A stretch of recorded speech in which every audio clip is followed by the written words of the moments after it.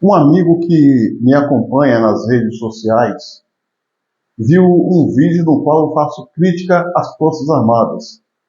Então ele me perguntou se eu não gosto das Forças Armadas brasileiras. Então eu respondi a ele que, além de não gostar, eu não confio e tenho nojo.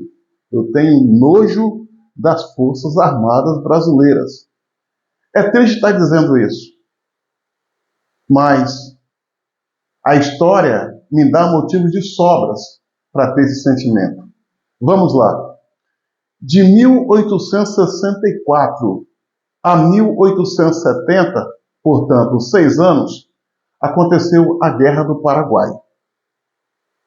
Naquele período, o Brasil tinha uma população majoritariamente preta. Poucas pessoas eram brancas e pobres, no sentido de ser arrebatado para lutar no conflito de tamanha dimensão como foi a Guerra do Paraguai. O que o exército brasileiro fez? Cooptou os negros escravos para ir lutar na Guerra do Paraguai, sob a promessa de que se fosse para a guerra, lutasse, ao voltar, ia receber indenização em dinheiro, liberdade e casa para morar. Ou seja, ia ter uma vida digna como um homem livre, podendo seguir a sua vida com aquilo que lhe fosse dado como indenização. Pois bem, os pretos foram para a Guerra do Paraguai, lutaram, muitos perderam a vida, venceram a guerra depois de muita, mas muita luta e derramamento de sangue de ambos os lados. Ao voltar para o Brasil com o ver da vitória, sabe o que aconteceu, meu irmão?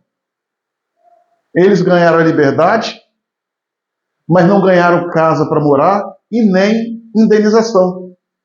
Muitos pretos que voltaram da guerra preferiram continuar como escravos para ter aonde comer e onde dormir. Já teve outros negros que apegaram aquela promessa de liberdade, tão somente a liberdade, e saiu pelo mundo. Os negros, pretos, ex-escravos e ex-combatentes de guerra, como não era aceito na parte baixa da cidade, resolveram morar na parte alta da cidade, onde não havia habitação, onde era vegetação muito intensa e de difícil acesso e sobrevivência. Mas como aqueles pretos já vinham de uma guerra, eles tinham a expertise e a força o suficiente para lidar com aquele ambiente lá no alto, para viver num ambiente lá no alto do morro, no meio das favas, que é um tipo de vegetação característica da parte alta dos morros do Brasil. É por essa razão que esses locais altos da cidade chamam-se favelas. Por quê? É entre favas, uma vegetação característica do local. E aquele preto lá no alto do morro não tinha emprego, não tinha dinheiro. Para sobreviver, ele descia das favelas, favelas, morro, cometia um assalto na parte baixa, porque ninguém queria dar emprego, e corria para o morro com aquele furto para sobreviver. Aliás, essa história, em parte, se repete até hoje. Ou seja, o exército brasileiro enganou os pretos nesse período. Prometeu e não cumpriu. O exército brasileiro é uma vergonha do qual eu tenho nojo. Queria que fosse diferente. 1888. A princesa Isabel aboliu a escravidão em nosso país. 1888. A liberdade dos pretos escravos soou mal, foi visto como uma agressão pela elite política e financeira do país à época. E olha que o Brasil foi o último país da América a libertar os seus escravos. O que aconteceu? A elite se juntou com as Forças Armadas, em especial o Exército Brasileiro, e começou a conspirar contra a família imperial, porque esta tinha libertado os escravos. E a elite entendia que sem os escravos teriam um prejuízo. Ou seja, as Forças Armadas queriam que os pretos continuassem escravos até hoje. E é justamente por essa razão que um ano após a libertação dos escravos, o exército, com a elite política e tradicional da época, deu um golpe de Estado, derrubando a monarquia e implantando derrubando a monarquia e implantando a república, no dia 15 de novembro de 1889. De lá para cá, o Brasil passou a ser essa coisa ruim que nós temos, graças à implantação da República e à interferência das mãos sujas dos militares. E olha que a família imperial tinha um amor pelo Brasil tamanho que ele se preocupava imensamente com o progresso da nossa gente. Tanto é que, ao dar o golpe de Estado, eles proporam à família imperial uma indenização para que eles pudessem viver fora do país, tendo visto que eles foram expulsos de nossas terras. Dom Pedro II virou para os golpistas e falou: não, eu não quero dinheiro. Tudo que eu quero que vocês me permitam é que eu leve um pouco de terra desse lugar.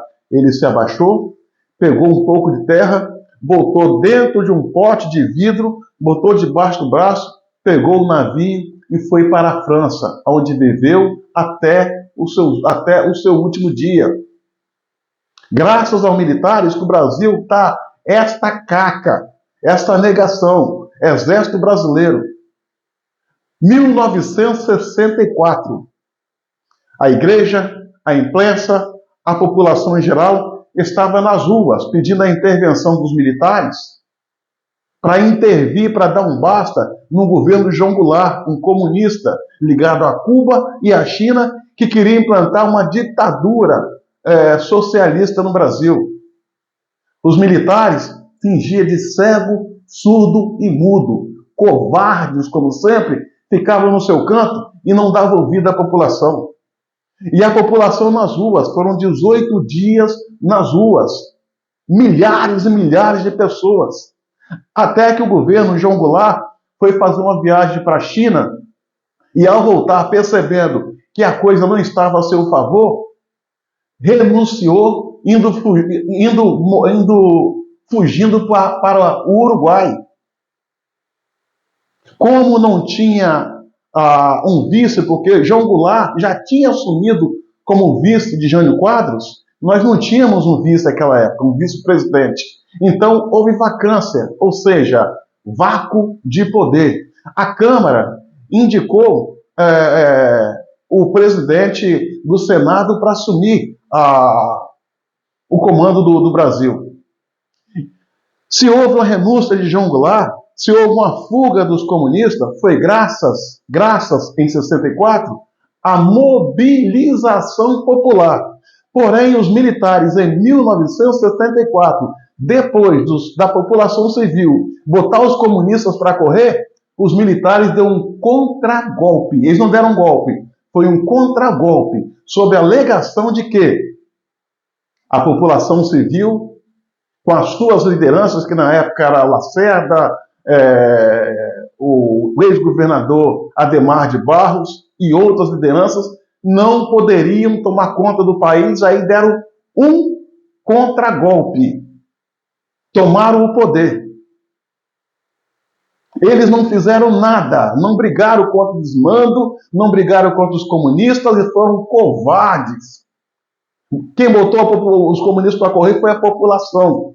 Mas eles, o exército, tomou o poder e começou a passar a perseguir essas lideranças de direita, que foram presas e eliminadas uma a uma. Tanto é que até 2018 a direita não se conhecia, porque toda a direita, todos os líderes de direita foram estranhamente vítimas de acidentes fatais, ou a maioria esmagadora deles.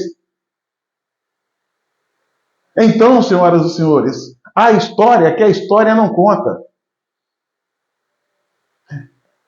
E de 74 a 79, houve um trabalho de neutralização, de eliminação das lideranças de direita por parte do Exército. E acredite, preservação das lideranças de esquerda. Porque, ao contrário da direita, que foram eliminadas, as da esquerda apenas foram presas. Que em 1979, o Brasil, já sob o governo do João Batista de Oliveira Figueiredo, o presidente Figueiredo, general Figueiredo, deu anistia. Deu anistia para os esquerdopatas, comunistas, narcoguerrilheiros que se encontravam presos. Ao sair da cadeia, cada um deles, entendendo a sua relevância, montou um partido para si, para chamar de seu.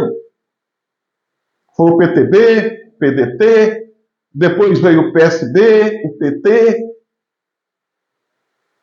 E é justamente essas lideranças comunistas, esquerdopatas, que hoje, ao longo desses últimos 30 e poucos anos, vêm roubando, destruindo o país, foram pessoas que o Exército brasileiro poupou, prendeu, depois anistiou, permitindo que eles chegassem ao poder, fazendo o que estão fazendo.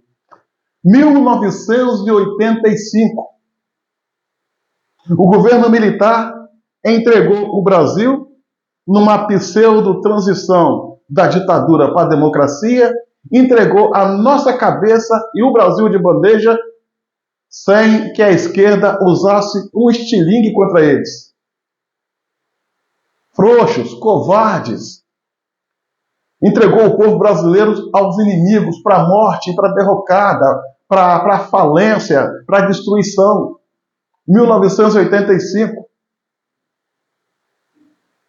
E de lá para cá, eles foram chamados dos piores adjetivos pela esquerda e sequer tiveram a vergonha na cara de se defender. Nunca se levantaram para defender das agressões da esquerda. Aí, minha amiga e meu amigo, por que eu vou acreditar no Exército, onde os homens que lá estão não são homens suficientes para se defender? Por que eu acreditaria que eles iam defender a mim, minha família e o Brasil? Bando de covardes, dos quais eu tenho nojo. 2022, governo Bolsonaro. A gente vendo que o processo eleitoral estava contaminado. E a população nas ruas pedia a intervenção das Forças Armadas, em especial Exército Brasileiro, que é a Força Terrestre, mas ninguém queria a instalação de uma ditadura, porque ninguém é besta trocar a democracia por esse regime. O que eles queriam era a intervenção do Exército Brasileiro e as Forças Armadas para colocar ordem num processo em que cada um exercesse o seu papel, respeitando o que reza a Constituição, no qual diz que os poderes são harmônicos, porém independentes, e o que a gente viu foi arvorar de um sobre os outros. E eles nada fizeram. Muito, mas muito pelo contrário. Quando os brasileiros se manifestaram à frente dos quartéis, e que, infelizmente, um grupo infiltrado de desordeiros, com claro objetivo de contaminar o movimento dos patriotas, fizeram aquele quebra-quebra reprovável em Brasília. O que o Exército fez? Cercou os manifestantes, aqueles pacíficos, de idade, que estavam na frente do quartel, com a Bíblia na mão, sentados na cadeira de praia, cercou. E aqueles manifestantes pacíficos de ordeiros achavam que estava sendo protegido do Exército para que os vândalos não o agredissem. No dia seguinte, o Exército Brasileiro pegou um a um, botou dentro de um ônibus, 2.000 pessoas colocadas dentro de um ônibus e entregue à Polícia Federal, que as confinou por 2 ou 3 dias no ginásio poliesportivo, que foi transformado em campo de concentração. juntos, com fome, frio, dormindo no chão, homens, mulheres, crianças, moradores de rua, pessoas doentes.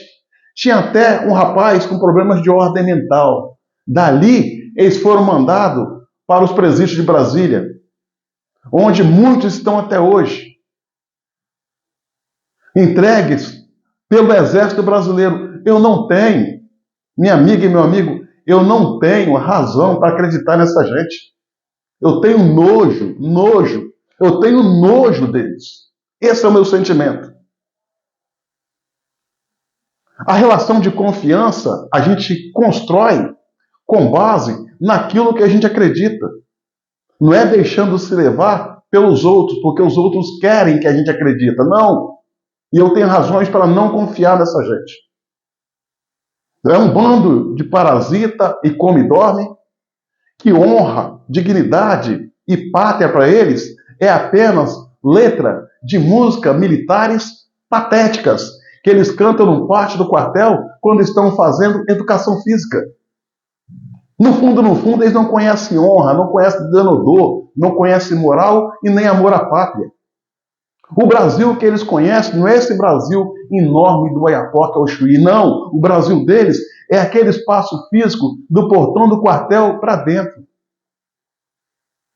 Ali é onde eles têm a vidinha deles, tem tudo sem nada a produzir, carro, casa, programa de saúde, salário, uniforme, alimentação, sem fazer nada pelo Brasil.